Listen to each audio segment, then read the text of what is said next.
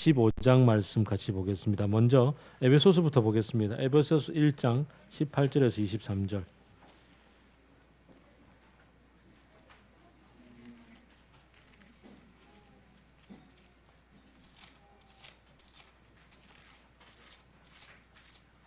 에베소서 1장 18절에서 23절입니다. 17절부터입니다. 미안합니다. 지난주도 그렇고 이번주도 그렇고 말씀을 자꾸 한 절씩 빼먹네요. 17절부터입니다. 주 예수 그리스도의 하나님이신 영광의 아버지께서 지혜와 계시의 영을 여러분에게 주셔서 하나님을 알게 하시고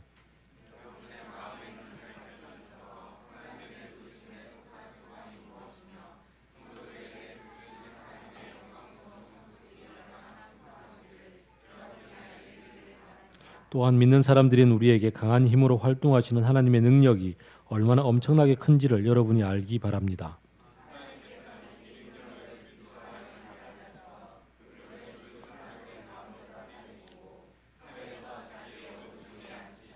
모든 정권과 권세와 능력과 주권 위에 그리고 이 세상뿐 아니라 오는 세상에서 일컬을 모든 이름 위에 뛰어나게 하셨습니다.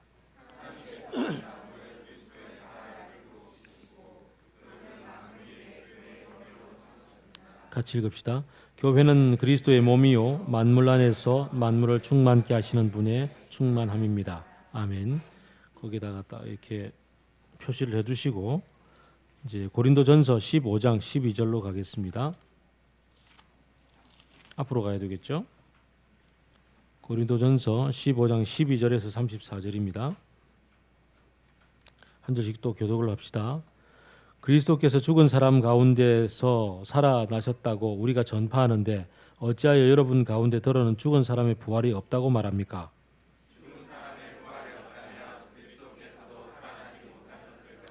그리스도께서 살아나지 않으셨다면 우리의 선포도 헛되고 여러분의 믿음도 헛될 것입니다.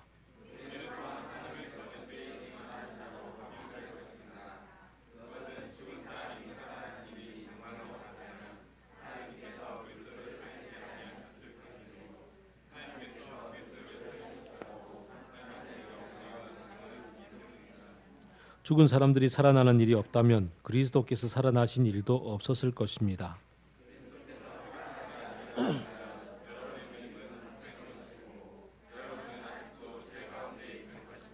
그리고 그리스도 안에서 잠든 사람들도 멸망했을 것입니다.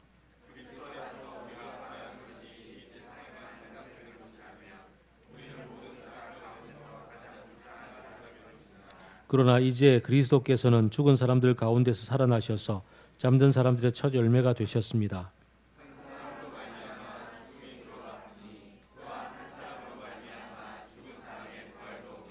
아담 안에서 모든 사람이 죽은 것과 같이 그리스도 안에서 모든 사람이 살아나게 될 것입니다.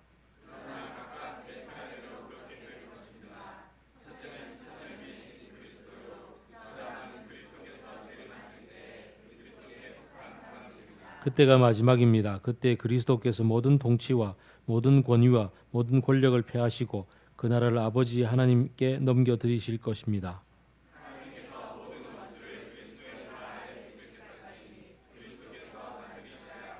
맨 마지막으로 멸망받을 원수는 죽음입니다.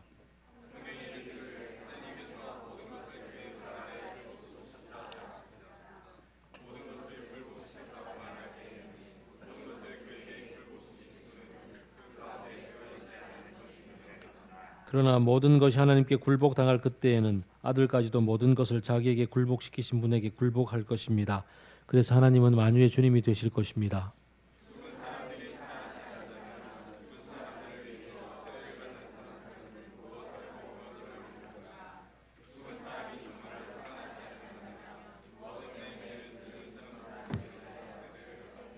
그리고 또 우리는 무엇 때문에 시시각각으로 위험을 무릅쓰고 있습니까?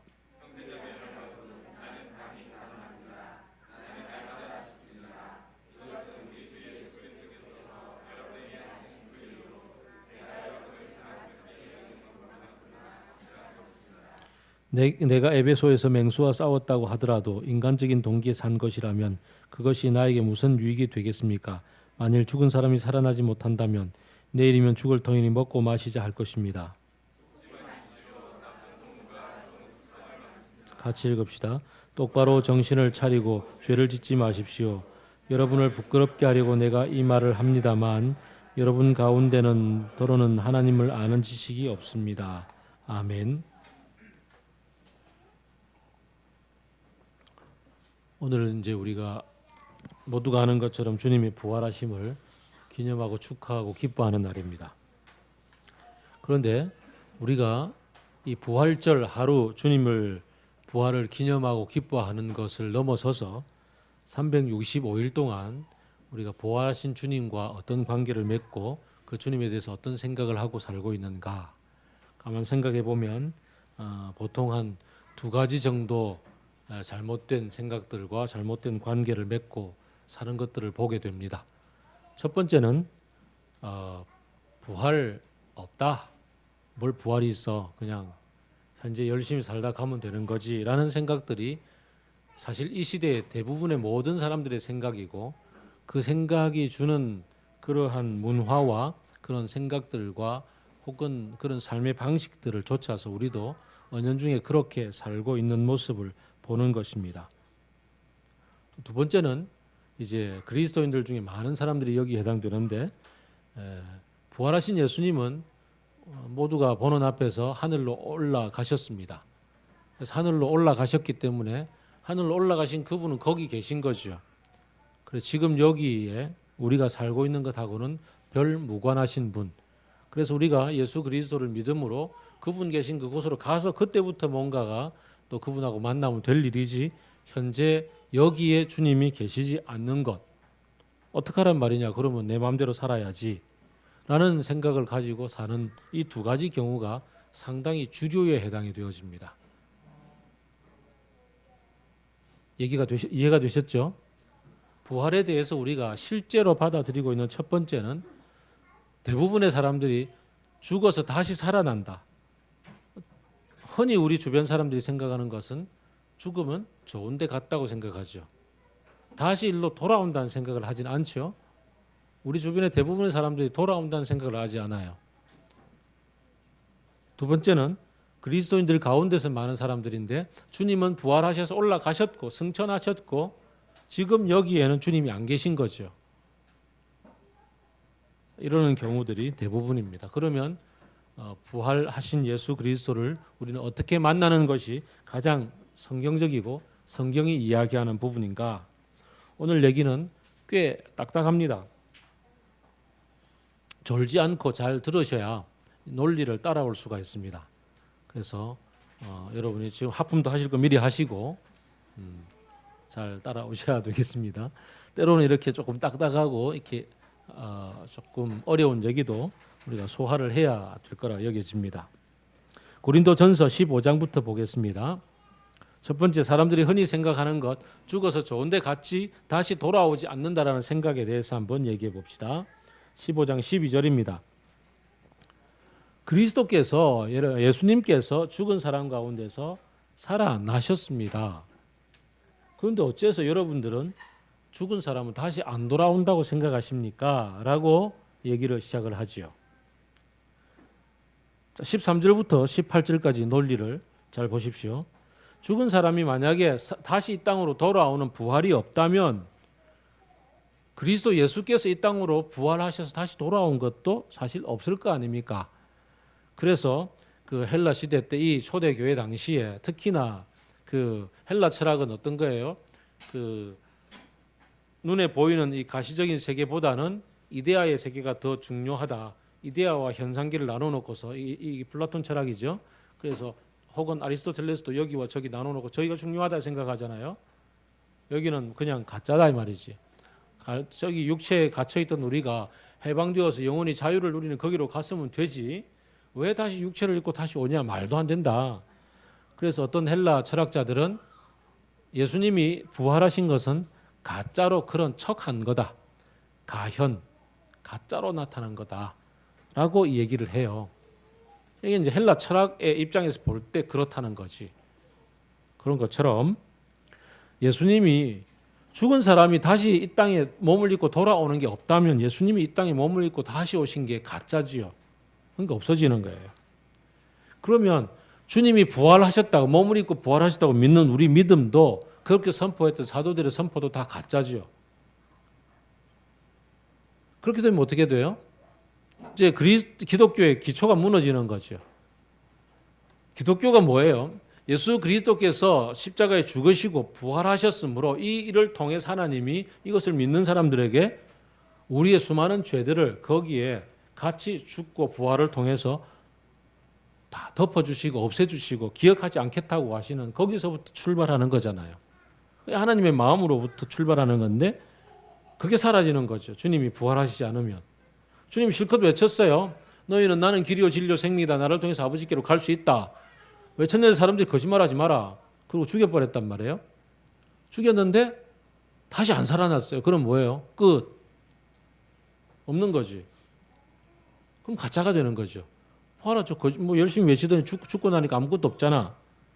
그러면 하나님의 입장에서 또 우리가 지금 바라보는 입장에서 볼 때에 우리의 죄사함은 도대체 어떻게 일어나나요? 우리의 죄는 어디서 해결을 하죠? 해결할 데가 없는 거죠. 여전히 우리는 죄 가운데 있게 되고, 그 다음 또 그것 때문에 그리스도를 믿고 이제 우리가 부활할 것을 믿고 죽은 사람들도 별 의미가 없이 그냥 죽은 거죠. 그 29절을 보게 되면요, 여기까지가 이제 제가 18절까지 얘기를 쭉 설명한 거예요. 18절까지 바울이 쭉 썼던 것을 제가 설명을 해드린 거고요. 29절을 보게 되면 그 당시에는 그 초대교회 그리스도인들 가운데서는 우리 몸이 다시 부활해서 그리스도를 믿음으로 이렇게 다시 살아날 것에 대한 소망을 가지고서 마치 우리가 지금 유아 세례 받듯이 먼저 세상을 떠난 사람들, 세례받지 못하고 떠난 사람들을 위해서 뭐 부모님들이 그렇게 떠났다면은 자식들 중에서 그리스도인들이 아버지의 이름으로 대신 세례도 받고 막 그랬어요. 이게 아직까지 믿음의 내용들이 완벽하게 정리가 되지 않은 상태라 그럴 수도 있겠구나 이러면서 이제 세례를 받은 사람들도 많았어요. 그런 사람들의 믿음이 가짜가 되는 것 아니냐라고 그 당시 시절에 대한 얘기를 들려주고 있습니다. 그 다음 30절부터 32절 얘기죠. 더 중요한 얘기예요. 죽은 사람이 다시 살아나서 이 땅에 몸을 입고 오지 않는다면은 지금 그리스도인이 예수 그리스도의 말씀을 쫓아서 이 땅에서 고난도 받고 핍박도 받고 말씀을 준수하기 위해서 열심히 절제도 하고 이렇게 살아갈 이유가 없어지는 거죠. 심지어 바울이 지금까지 이렇게 열심히 고생하면서 뭐 매도 맞고 사자굴에도 던져지고 뭐 맹수와도 싸우고 이러면서 복음을 전하는 게 아무런 의미가 없는, 쉽게 말해서 그냥 헛고생이 되는 거죠. 요즘 말로 무슨 고생? 이 되고 마는 거죠. 사도 바울은 31절 32절을 보면 날마다 죽음을 각오하고 오늘 죽을 거야. 나는 이제 여기에 나가면 난 죽을 수밖에 없을 거야. 그러고 매맞으러 가고 전하다가 핍박당하면 돌로 쳐 죽임을 당하면 스데반처럼 나도 죽을 거야 생각하고 그냥 복음을 전하다가 돌 맞고 그러다가 다시 살아나고 막 이랬단 말이죠. 그래서 바울은 자기 자신이 날마다 죽을 각오를 하고 날마다 죽는다고 표현을 하고 있잖아요. 날마다 죽음을 맞닥뜨리면서 복음을 전하고 맹수와도 싸웠다고. 그 이유는 그렇게 해도 나는 주님과 더불어서 부활할 소망을 갖고 있기 때문이다. 32절을 볼까요? 죽은 사람이 다시 살아나지 않는다면 내일이면 죽을 건데 먹고 마시자 그럴 일이지 뭐 때문에 이런 그리스도인의 삶이 존재하겠는가라고 얘기를 하죠. 오늘날 이 시대를 살아가는 우리 주변에 있는 수많은 사람들이 이 생각을 가지고 살지 않습니까? 32절의 마지막 부분. 한 번 살다 갈 인생 멋지게 즐기면 되죠. 그렇지 않습니까? 그 뭐 광고 문구에도 나오니까 뭐 열심히 일한 너 어떻게 알아? 떠나라. 그러고서 이제 카드 하나 들고 가잖아요. 그렇게 떠날 수 있는 것, 즐기자는 거지. 인생을. 물론 그리스도인도 뭐 죽으라고 일만 하다가 죽어버리지 말고 주님이 주신 여유를 가지고 살자고 얘기합니다만은 이 여유를 갖는다라는 게 좀 다른 각도로 다가오겠죠. 그래서 이 시대에 수많은 쾌락들과 즐김들과 놀이들과 유흥들과 게다가 어떻게 하든 돈을 열심히 벌어서 뭘 많이 누리자고 생각하죠. 가지고 있으면은 뭐 누릴 거 다 누리잖아요. 조현아 씨 맞나요? 땅콩 회항. 조현아 씨가 괜히 나오겠습니까? 이 땅에서 가진 게 많으니까 마음껏 즐길 수 있는 거잖아요. 그리스도인들 중에도 그런 사람이 있었어요. 제가 지난번 다녔던 교회에 한 여집사님은 그 동네에서는 제일 부자축에 들어가는 분이었어요. 그래서 그 아이를 위해서 그 시간 단위로 이렇게 학습 도우미, 가사 도우미 다 챙겨가지고 자기는 밖에서 놀러 다니면서 열심히 놀러 다니면 전화해가지고 딱딱딱 지시하고 그 다음에 뭐 말 안 들으면 그냥 바로 갈아치워버리고 험한 말 마음대로 하고 내 돈 주고 내가 너를 부리는데 네가 왜 내 말을 안 들어 이런 태도. 그가 그리스도인이었어요. 참 그렇게 살더라고요. 그런 모습들 속에는 부활에 대한 생각이 전혀 없는 거예요. 주님이 고린도전서 3장에서 보게 되면은 우리가 지금 이 땅에서 살아가는 삶을 집 짓는 것으로 표현을 했는데 나무나 풀이나 짚으로 짓거나 금이나 은이나 보석으로 집을 지을 때에 마지막에 주님이 오셔서 테스트를 불러가시고 다 없어져 버릴 건가? 아니면 그대로 남을 것인가? 우리의 삶의 열매가 이 땅에서 그대로 남을 것이냐 아니냐에 대해서 평가를 하신다라고 얘기를 해주시는 것에 대해서 기억이 없는 거예요. 그 기억도 안 하고 그냥 살다 가면 되는 거예요.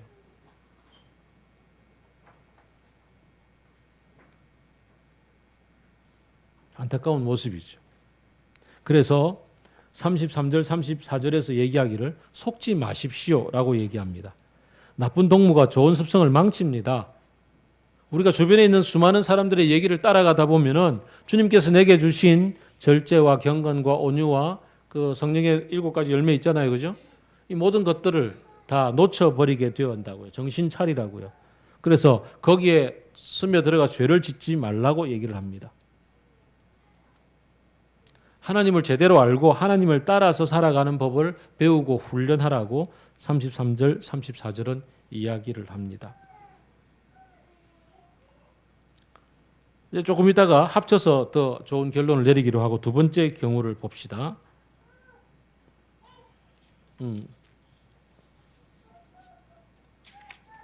두 번째 경우와 합쳐서 그 다음에 이 본문을 다시 돌아오겠습니다. 에베소서로 잠깐 넘어가겠습니다.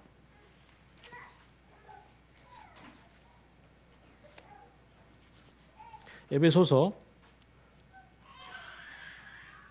1장 20절부터 보겠습니다. 두 번째의 경우 하나님이 예수 그리스도를 살리셨습니다. 살리셨는데 이 살리신 예수님은 누가복음 24장 50절 51절 우리가 잘 아는 것처럼 또 사도행전 1장에서 보게 되면 어떻게 하셨습니까? 40일 동안 제자들과 함께 있다가 하늘로 올라가셨죠. 보는 가운데. 예수님이 아까 읽었던 고린도전서 20절 15장 20절을 보게 되면은 잠자는 사람들의 첫 열매가 되었다라고 얘기를 해요. 죽은 사람들 가운데 부활한 사람의 첫 번째 케이스라는 거죠. 진짜 그런가요? 예수님이 계시는 동안에 나사로도 살렸고 야이로의 딸도 살렸잖아요. 또 옛날에 구약의 엘리야도 누구 살렸잖아요. 수넴 여인 아들인가요? 살렸다고. 그러면 그 사람도 첫 열매 아닌가요? 예수님은 첫 열매인가요?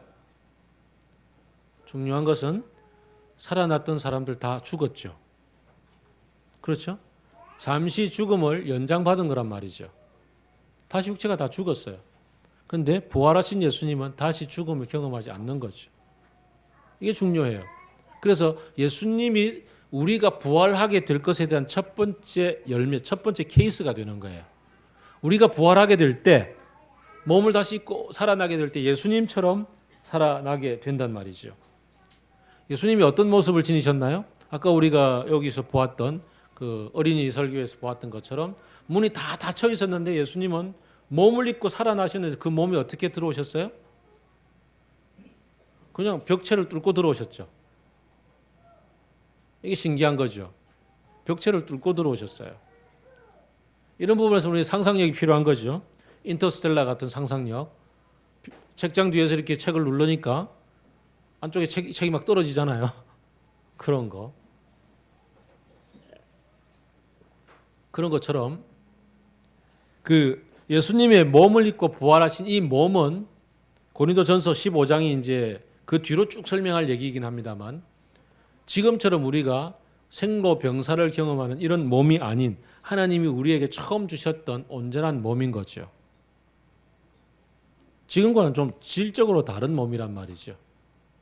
고린도전서 15장에서 그 얘기를 모든 육체가 다 똑같은 육체가 아니고 동물의 육체도 있고 이런 육체 별들도 다 똑같은 별이 아니고 이런 얘기로 하면서 비유를 들어가면서 설명을 해요. 어쨌든 우리는 새롭게 태어날 몸은 새롭게 입을 몸은 지금의 몸 이렇게 생로병사를 경험하는 몸이 아니고 이 3차원에 갇혀 있을 몸도 아닌 것 같다. 상상해 볼 수가 있겠죠. 근데 더 중요한 것은 예수님이 하늘로 올라가셨어요. 지금 그 20절을 보게 되면 저기 에베소서 1장 20절을 보게 되면은 하나님께서는 죽은 사람들 가운데 살리셔서 하늘에 올리셨잖아요. 하나님 우편에 앉아 계시는데 어떻게 올라가셨죠? 예수님이 죽으셨어요. 그리고 다시 몸을 입고 부활하셨어요. 그리고 모든 사람들이 보는 앞에서 나 간다 잘 있어 그러고 올라가는데 허물 벗듯이 옷을 싹 벗고 영혼만 샥 하셨나요? 육체를 여기 두고 영혼만 올라간 게 아니죠. 예수님이 올라가시는 것은 이 몸 그대로 쫙 올라가셨어요. 그리고 우리들에게 본대로 오리라 그러신다고. 그러면 어떤 모습으로 오시는 거예요? 이 몸 그대로 오시는 거잖아요. 여기서 우리가 생각해 볼 아주 중요한 부분이 있어요. 원래 하나님은 영이시잖아요. 성부, 성자, 성령 다 영이시잖아요. 영이신 하나님이 그 중에 아들 예수님이 영이신 예수님이 이 땅에 성육신 하실 때 인간의 몸을 입고 오셨어요. 잠시 동안 몸을 입고 오셨다가 이제 다 사역 끝났으니까 나 가. 이제 그럼 이제 이거 필요 없어 벗어버리고 그리고 다시 영의 상태로 올라가셨는가? 적어도 성경이 얘기하는 바는 그게 아니란 말이죠. 성경이 우리에게 들려주는 바는 예수님이 몸을 입으시기로 하신 이후부터 몸을 벗었다는 기록이 없어요.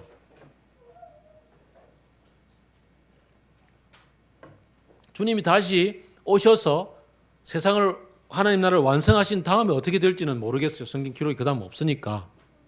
그러나 적어도 성경이 우리에게 주시는 바에 의하면은 예수님은 인간의 몸을 입고 올라가셨고 몸을 입고 내려오시는 거예요. 그렇다면 지금 올라가 계신 그 자리에서도 이 몸을 벗어버렸다는 기록은 별로 없단 말이죠. 여기에서 우리가 그래도 상상해 볼 수 있는 부분은 그래서 더 예수님의 성육신이 중요한 까닭은 영이신 예수님이 인간의 몸을 입기로 했다는 것이 얼마나 놀라운 일인가라는 거죠.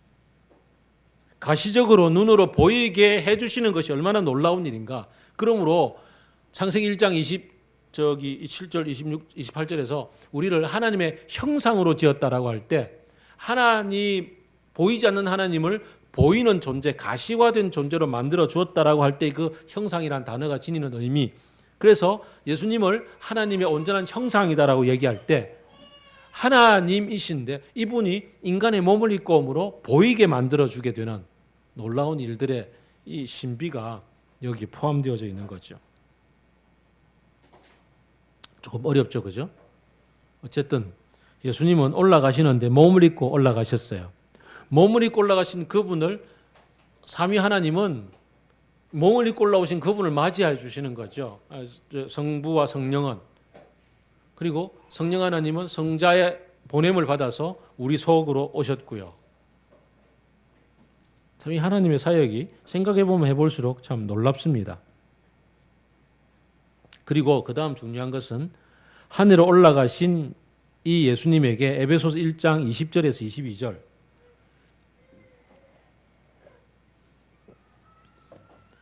하나님께서는 당신의 능력을 발휘하셔서 그리스도 안에서 성경을 보시면서 제 말을 들어주세요.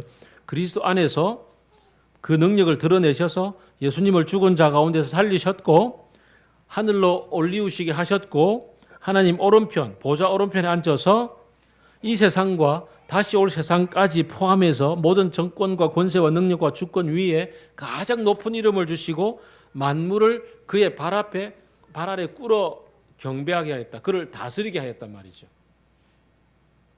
언제까지? 다시 고린도전서로 가게 되면요.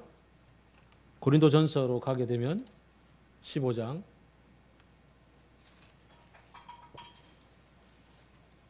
24절부터 보게 되면 마지막 때에 예수님께서 모든 통치와 권세와 모든 권력을 아버지 하나님께 도로 드리는 그날, 하나님께서 오셔서 심판하시고 세상 모든 만물들을 다 온전하게 하나님의 나라의 완성된 모습을 만들어 주시는 그때까지 예수님이 하나님의 다스림의 통치권을 받으셔서 지금 다스리신단 말이죠.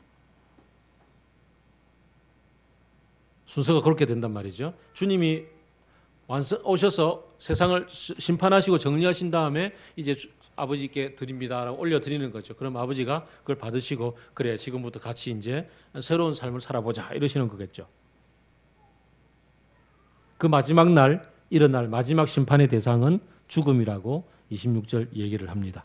죽음이 사라지고 모든 것이 부활한단 말이죠. 그래서 우리도 몸을 입고 다시 부활하게 될 거다라고 얘기를 합니다. 마지막 때에 대한 소망은 그래서 생기는 거예요. 우리가 그 몸을 입고 좀 더 이제 다른 본문들을 보게 되면은 뿅 하고 저리로 가는 게 아니고 변화되고 부활해서 이 땅에서 그대로 다시 살게 되는데 새로움을 입은 땅을 살게 된다고 얘기를 하죠. 어쨌든 다시 에베소서로 갑니다.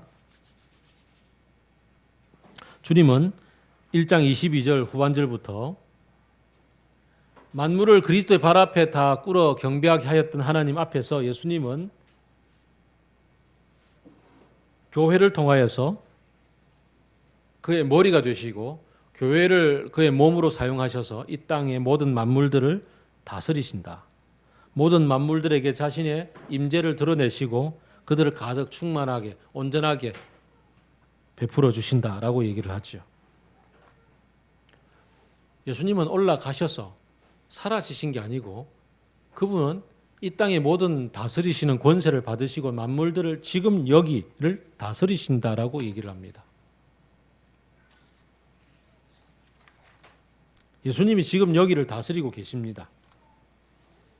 그래서 하늘이라고 했을 때 하늘에 대한 해석을 톰 라이트 같은 분들은 어떻게 해석을 하느냐 하면은 하늘이라고 해서 공간적으로 저 위에 저 높은 우주에 천국을 만들고 주 믿는 자들 글로 그런 엉터리 같은 노래의 그 하늘이 아니고 우리 땅 전체를 둘러싸고 있는 하늘, 어디서부터 하늘인지 모르지만 뭐 지면으로부터 1cm만 떨어져도 하늘인가요? 어쨌든 우리를 둘러싸고 있는, 우리가 경험하고 있는 이 지상을 둘러싸고 지상에 영향력을 미칠 수 있는 곳으로서의 하늘. 적어도 우리가 하늘로부터 생각하게 되면 하늘이라는 이미지는 이 지상을 컨트롤할 수 있는 그런 영역으로 생각한단 말이죠. 땅이 하늘을 다스리는 게 아니고 하늘이 땅을 다스린다고 생각하는 게 일반적인 우리의 이미지란 말이죠. 그런 측면에서의 하늘 보좌라는 단어가 성경에 많이 등장하는 거죠. 참 이 해석이 이미지적 해석이 맞다고 생각이 들어요. 상당한 상징력을 갖고 있는 거죠. 그래서 하늘 보좌로부터 땅을 다스린다. 땅은 하늘에 속해 있다. 예수님이 하늘에 오르셔서 하늘 보좌에 앉으셔서 우리를 다스리신다라고 얘기할 때 예수님의 다스리심, 시편 103편에서 그 보좌의 기초는 의와 공평이다라고 얘기하는 것처럼 97편이군요. 라고 얘기하는 것처럼 하늘에서 우리를 다스리시는데 지금 여기를 다스리신다.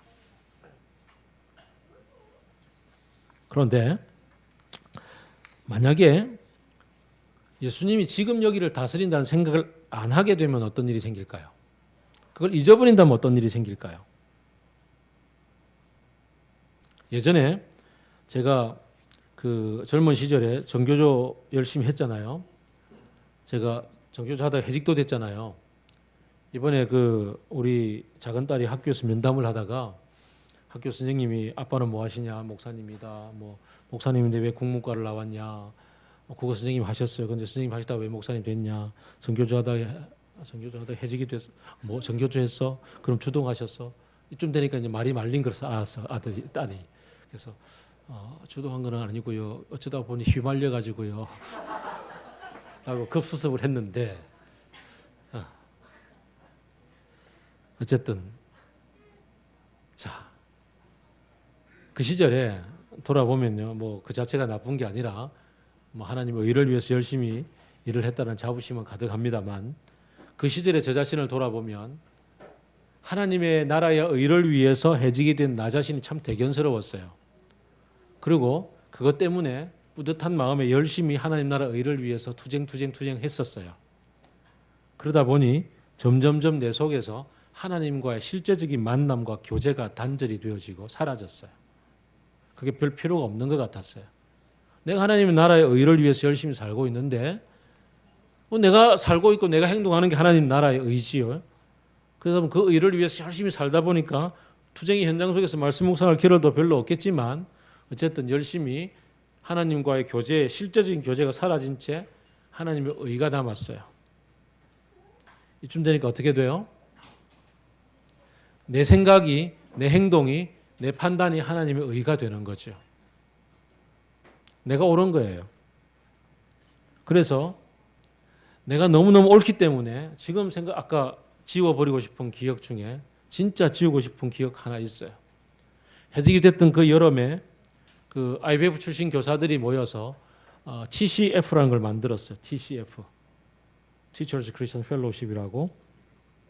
처음 만들고 이제 서로 모여가지고 어떻게 그리스도인답게 교육 현장 속에 살아갈까.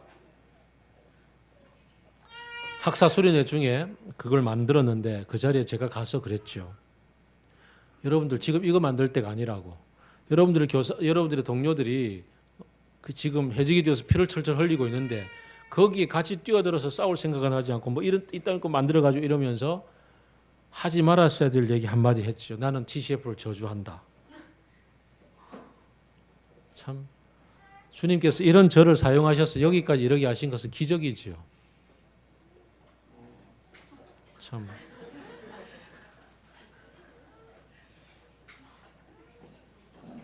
진짜 못됐죠, 그죠?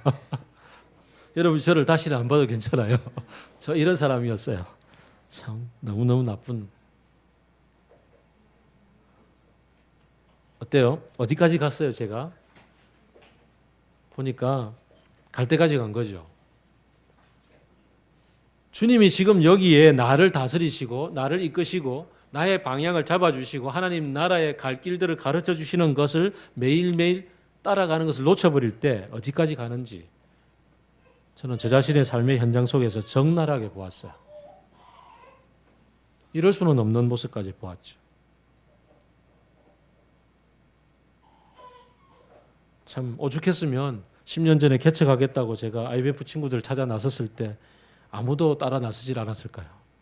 참 그만하면 그 시절에 제가 얼마나 완악하고 강팍했는지 참 돌아보면 그렇습니다. 이 땅에서 예수님이 현재 여기에 나를 그리고 교회의 머리가 되셔서 교회를 다스리신다는 것을 놓쳐버리게 될 때, 그럴 때 우리는 교회마저도 교회가 혹은 내가 믿는 신조가 우리 교회가 고백하고 있는 고백이 전부 다가 되는, 그래서 그것을 승리주의라고도 흔히 얘기하죠. 화란 개혁주의자들이 남아프리카 공화국에 가서 했던 일들을 보시라고요. 거기에서 백인 우월주의를 그토록 심어서 흑인들을 그렇게 몰아갖고 말살했던 그런 백그라운드에 그들의 승리주의가 있는 거죠. 교회가 하는 거란 말이에요. 미국의 청교도주의도 그래서 결국은 타락해요. 보세요. 청교도가 내세웠던 부분들 중에서 많은 부분들이 옳아요. 아주 정말 바람직하고 경건하게 살아가는 부분들이에요. 그러나 주홍글씨라는 고든의 소설이 그냥 나온 게 아니거든요. 우리의 삶은 실수와 실패의 투성인데 내가 그 간음의 현장 속에 있게 됐단 말이죠. 목사가. 근데 그것을 어떻게 해요? 그 다음 어떻게 처리해요? 청교도적인 어떤 삶의 백그라운드에서 처리할 방법이 없어요. 정죄 당하고 쫓겨나는 것 외에는 아무것도 없어요. 그러니까 속으로 골마가다가 결국은 그러한 것들이 터지고 나서 보니까 사람들은 냉소주의로 만나게 되는 거죠. 오늘날 우리가 기독교를 개독교라고 욕먹게 되는 백그라운드가 바로 이런 것에 있어요. 예수 그리스도의 다스리심을 여기서 만난다면 어떻게 하겠어요? 베드로처럼 발견하는 순간 주님 앞에 무릎 꿇고 주님 죽을 죄를 졌습니다 라고 통곡하는 거죠. 주님의 말씀을 깨닫고 통곡할 때 주님이 그를 찾아오셔서 요한의 아들 시몬의 아들 나 맨날 헷갈려. 요한의 아들 시몬아 네가 너를 사랑하느냐 물어주시며 제가 제일 헷갈리는 게 마탄의 사순지 사탄의 마순지 헷갈려.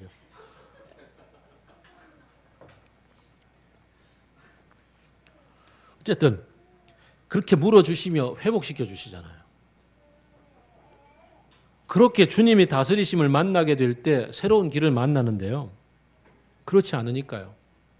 다른 루트가 없으니까 예수님이 지금 여기를 다스리시는 것을 받아들이지를 못하니까 주님이 나의 엄청난 모든 죄에도 불구하고 고백하는 자에게 씻어주시는 것을 경험하는 이 삶을 못 사니까 지금 서울에 있는 큰 교회에 계시는 그분도 처음에는 어떻게 하다 이러다가 안 되니까 어떻게 해요? 뛰쳐나가서 딴짓 하잖아요. 딴 교회 만들고 또 어떤 분들은 뛰쳐나가도 안 하고 그냥 거기서 그냥 버티고 있잖아요. 하루에 2천만 원씩 내가면서. 그래서 사람들로 하여금 기독교를 개독교로 욕먹게 만드는 백그라운드가 주님이 여기 나를 현재 다스리고 있다는 걸 몰라서 그래요. 목사가 된 다음에도 참 자잘한 경험들 많아요. 제가 목사가 되고 나서 가장 교만했던 때를 돌아본다면 서울 시절에 서울 영동교회 시절이었어요. 서울 영동교회는 그래도 꽤나 건강한 교회라고 알려져 있었고 그래도 작지 않은 교회였어요. 제가 서울로 이사 갔을 때 믿지 않는 저의 장인 장모님이 서울에 집에 놀러 오셔가지고 그때 장인 장모님 얼굴에 굉장히 뿌듯함이 묻어나는 걸 봤어요. 드디어 대기업에 취직했구나.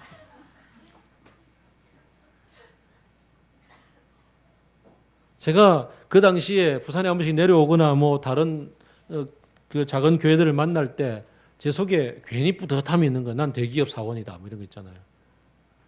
우리 삼성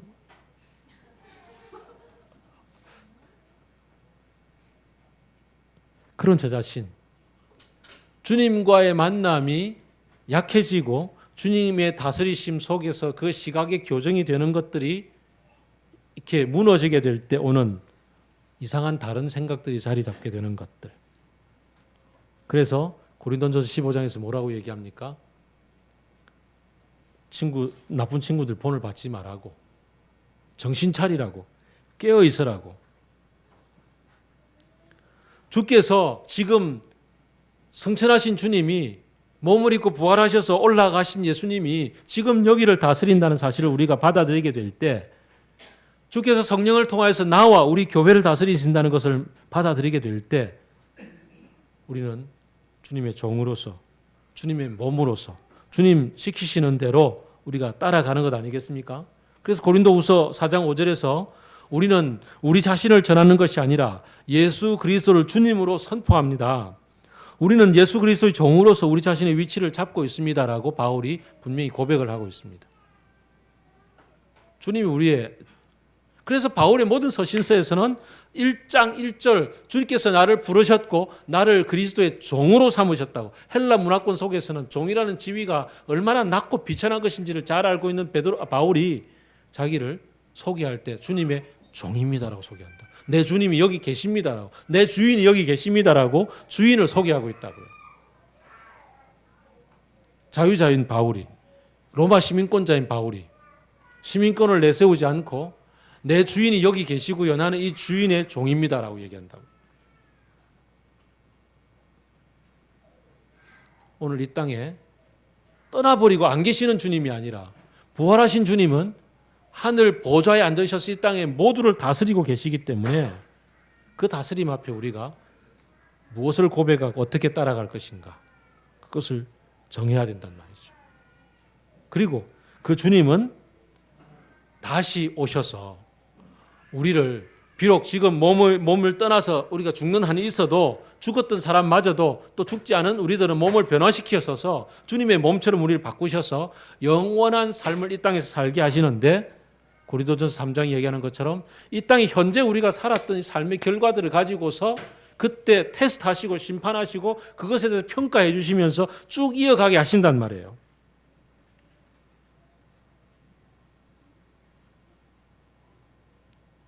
그렇다면 우리는 어떤 태도를 가지고 지금 여기를 살아야 될까요? 오늘 우리가 조금 이따가 하게 될 성찬식은 주님이 나와 여기에 계신다는 것을 그림으로 같이 경험하는 거예요. 온몸으로 경험하는 거예요. 그래서 제가 성찬식 마치고 나서 함께 조용히 앉아서 내 속에 있는 이 빵과 포도주의 변화들을 경험해 보라고 얘기하잖아요. 그 경험만큼이나 내 안에 실제로 살아계셔서 움직이시는 역사하시는 하나님을 체험하고 살아야 되고 만나야 되고요. 우리가 함께 떡을 떼고 서로 잔을 나누면서 우리가 한 몸이 된 것을 경험하잖아요. 함께 밥상머리에 앉아서 같이 밥을 먹으면서 우리 점심때마다 식탁에 둘러앉아서 같이 먹으면서 그리스도를 머리로 하여서 우리 몸 된 것을 경험하고, 가정교회에서 함께 삶을 나누면서 그리스도의 머리를 두고서 머리께서 말씀하시는 그 말씀 앞에서 우리의 삶을 나누는 것, 그것이 우리의 종됨과 우리가 주님의 다스림을 따라가고 있다는 것을 고백하는 삶이지요.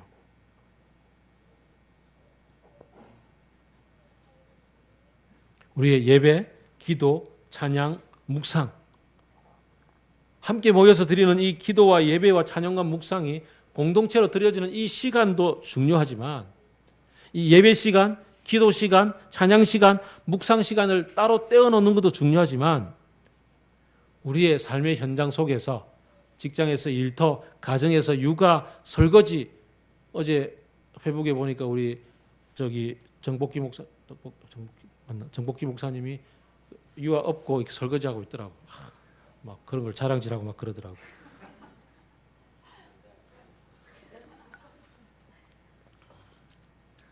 그 사진 한 장으로 모든 남자들이 얼마나 힘들어질지.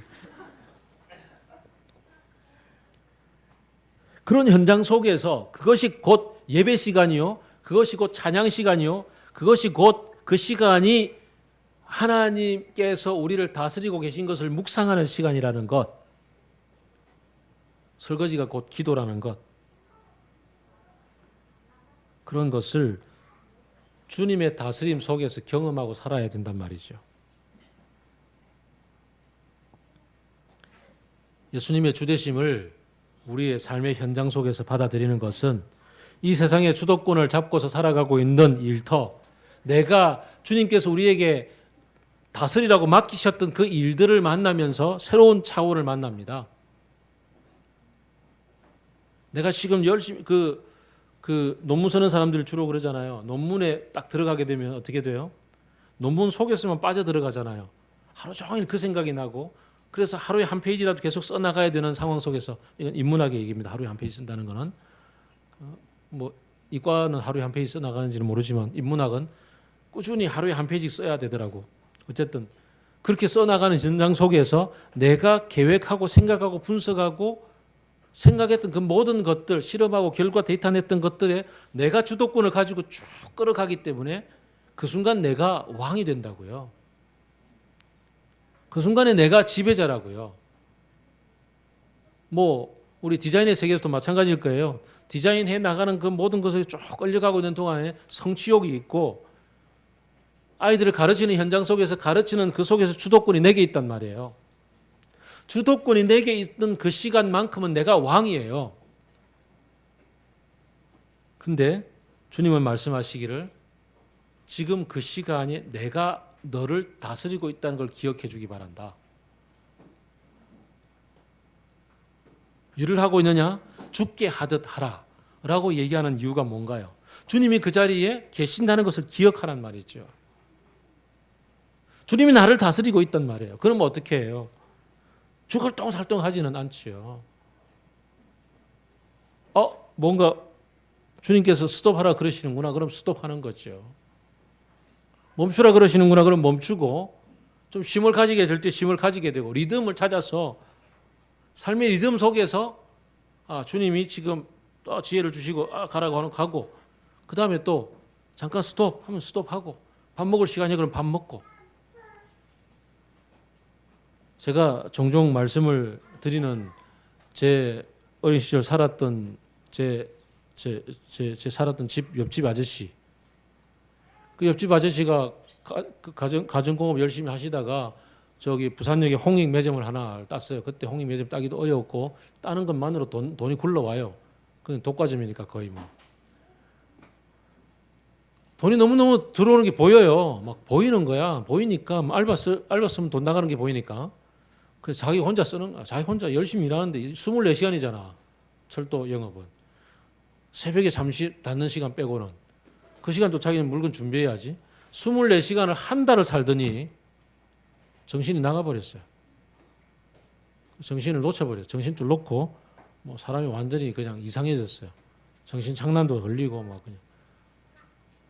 그래가지고 그 일 못하고 그만두고 그리고는 이제 그 아줌마가 그 저희 교회에 나오셔가지고 예수님 믿고 아저씨 데리고 와가지고 이제 거기서 이제 참 생활하면서 나아졌어요. 좋아졌어요. 회복됐어요. 그러고 나서 이제 삶이 완전히 달라졌죠. 그러고 나서 이제 떡방앗간 하면서 이제 방앗간 하면서 새로운 삶을 사는데 완전히 리듬이 달라졌어요. 내 삶의 주도권의 현장 속에서 내가 주인 되어 살아갈 때 하나님을 놓치게 돼요. 너무 쉽게. 예수님이 지금 여기를 다스리고 계신다는 걸 너무너무 쉽게 잊어버려요. 그리고는 내 식대로 쫙 가죠. 거기에 주님이 계신다는 것. 거기에 주님이 다스린다는 걸 기억하고 주님의 다스림을 받아들이는 게 필요합니다. 마지막 결론. 그래서 에베소서 1장 17절부터 19절을 보겠습니다.